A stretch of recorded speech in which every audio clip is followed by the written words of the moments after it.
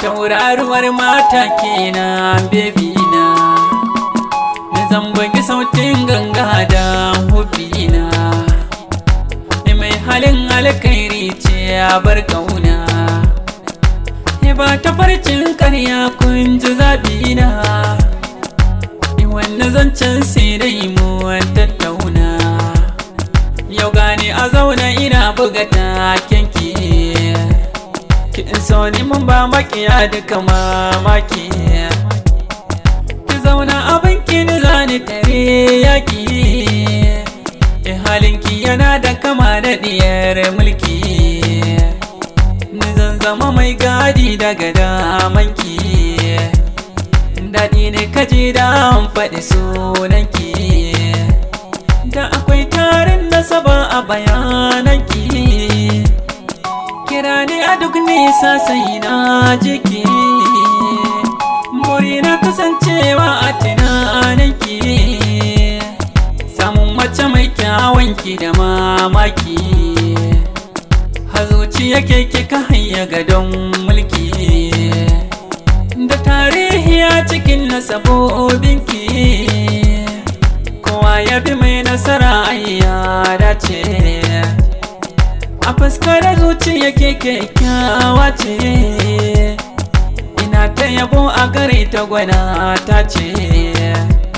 Ke ɗin a dukan nahiyar musanana ce, da an daki ganga sai na yi waka. A ciki na faɗa miki zancen soyayya, zance na tantance kuma na tsara.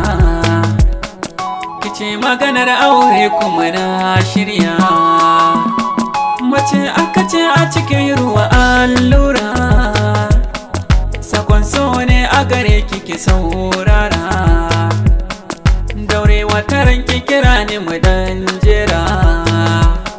A cikin mata ke zani kira Zara, sako na gare ki ya hubbi ki saurara. Soyayya a raina kai na kina fara, da abinda na furta karki mamaki. A haka na rayu zamanto da ƙaunarki, mai yawa bawa kyauta. Allah sarki kai mini gata, na shirin waka da famin na zo zan wake gwanata. Sha zaman ki a bar ƙauna, farar mace alkebar duka mata. Har gidanku na zo gani, gare ni kin zarce yan mata. Haya aike ce dai mai ilimi ta daban a cikin mata, kuma ke cewa da koda dokin zarce duka mata. Ya kamar tsani masoyiya ke zama maka mata, ke dai na gani a ko ina kin kan nema hangata. Ke cinye gari ilahu ne ke yi miki dogata, ki kula da batu na san ki ne yayi wa zuciya kanta.